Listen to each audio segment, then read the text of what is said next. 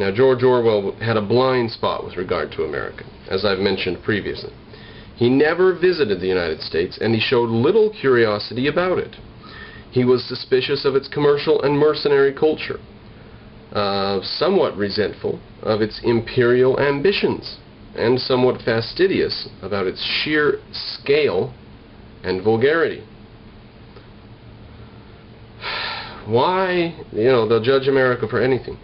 America, in other words, is the grand exception to Orwell's prescience about the century in which he lived.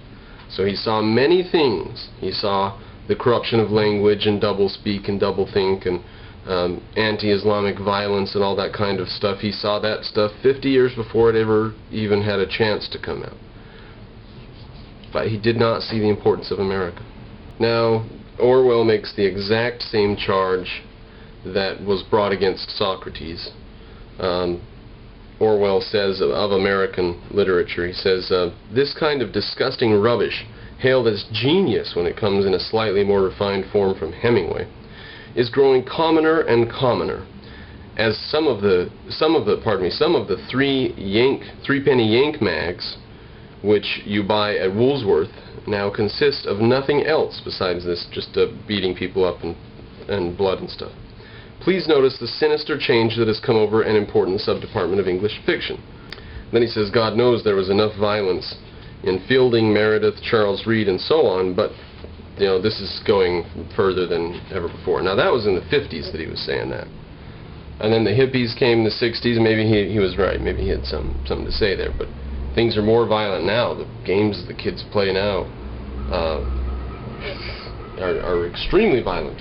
And it's just never, as much as music and the corruption of the new ways of amusing themselves has been the call for centuries and centuries, from the killing of Socrates on forward, and before him, I'm sure. Yet, even though that's been the call for the centuries, I don't buy it. I don't believe that the kids are being corrupted by the violence of their games and stuff. I think that's absolutely incidental, and that if you could teach the kids to think on their own, they would never be confused by blood in a video game. Okay. George, we skip away again a statement from George Orwell. Why is it that the typical English novel is staid to the point of primness, and the typical American novel is bursting with noise, action, and physical violence? Ultimately, I think, it is because in America the tradition of 19th century freedom is still alive, though no doubt the reality is as dead as it is here. Ha! Ha! Excuse me. I mean, the reality maybe is pretty bad, I guess. I guess I could accept that. The reality is pretty almost dead. But here we are talking 60 or 70 years after he wrote this. And there is still some lingering bit of freedom somewhere in America. We're still the freest country on earth, God help the world. Okay, in England life is subdued and cautious. Everything is governed by family ties, social status, the difficulty of earning a living. And these things are so important that no novelist can forget them. Right? Those are a central theme in every novel. Where was the person's station in life, and how did they get their money? In America, they either do not operate these things, earning a living and social status and family ties and difficulty and stuff. They either do not operate, or it is the convention for novelists to leave them out. So the novel consists of things other than what the English think are important. Hence, the hero of an American novel is presented not as a cog in the social machine, but as an individual working out his own salvation with no inhibitions and no sense of responsibility. They can derogate it, but they're going to have to join up at some point, or go down the drain. Up till about 1930, we skip quite a ways here. This is Orwell again. This is from March 1942 that he wrote this. Up until about 1930, nearly all cultivated people loathed the USA, which was regarded as the vulgarizer of England and Europe. The disappearance of this attitude was probably connected with the fall of Latin and Greek from their dominant positions as school subjects. So he thinks that when they stopped teaching Latin and Greek in Europe, people stopped having such a snobby attitude towards America and accepted them a little more.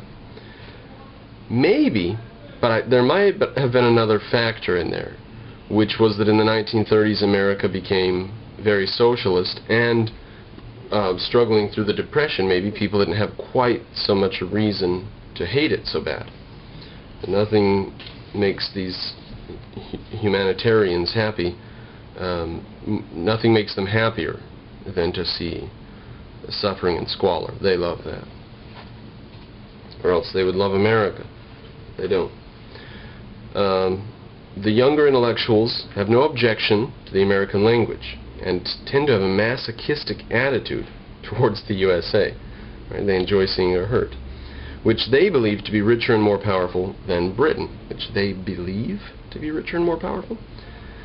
Of course, it is exactly this that excites the jealousy of the ordinary patriotic middle class. I know people who automatically switch off the radio. This is Orwell speaking, 1942. I know people who automatically switch off the radio as soon as they hear any American news that comes on. And the most banal English film will always get middle-class support because, quote, it's such a relief to get away from those American voices, end quote. Right? Americans make a lot of films, and then once in a while a British film pops up and everybody has to support it. Americans are supposed to be boastful, bad-mannered, and the worshippers of money, and are also suspected of plotting to inherit the British Empire. Sort of. We ended up dismantling the British Empire. There was a deal made, you probably know about this, between FDR and Churchill in the 40s, early 40s. 41 or 42, just when we were starting to get help over to them. There was a deal made that they had to grant full political autonomy and freedom to, and they had this list, you know. Among them was India, the crown of the British, or the jewel in the British crown or whatever. We forced them to dismantle their empire in payment, as a payment to us for us saving their skin from Hitler. If you didn't know that there, now you know that. So we didn't want to inherit the British Empire. We weren't on our toes enough about that. We're too idealistic. The Americans were a little too idealistic. They should have been more idealistic and realistic at the same time. But they were idealistic, forget reality. And besides, we didn't really need to inherit it. We can build our own things. Okay, skipping a little ways. Even if you steer clear of Piccadilly, with its seething swarms of drunks and whores, it's difficult to go anywhere in London without having the feeling that Britain is now occupied territory.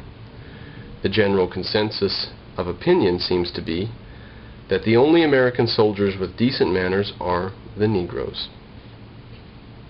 Again, 1942, George Orwell. Before the war, there was no popular anti-American feeling in this country. It all dates from the arrival of the American troops, and it is made vastly worse by the tacit agreement never to discuss it in print. Ouch, they hate us. Now, Hitchens comments, Orwell's egalitarian instinct made him chafe at the grotesque difference in pay between the American-British soldiers. The American soldiers got paid lots more than British soldiers. I don't know how much more. 10, 20, 40%? The whole American army is financially in the middle class, is what was said in Europe. Orwell's egalitarian instinct makes him chafe at the Americans being so wealthy, while his intuitive patriotism was aroused through the depiction of the stage and screen Englishmen in America as... So the screen Englishman in America, here's what Americans used for their standard picture of an Englishman. A chinless ass with a title, a monocle, and a habit of saying, ha ha, I don't know, H-A-W, H-A-W. This legend is believed in by relatively responsible Americans.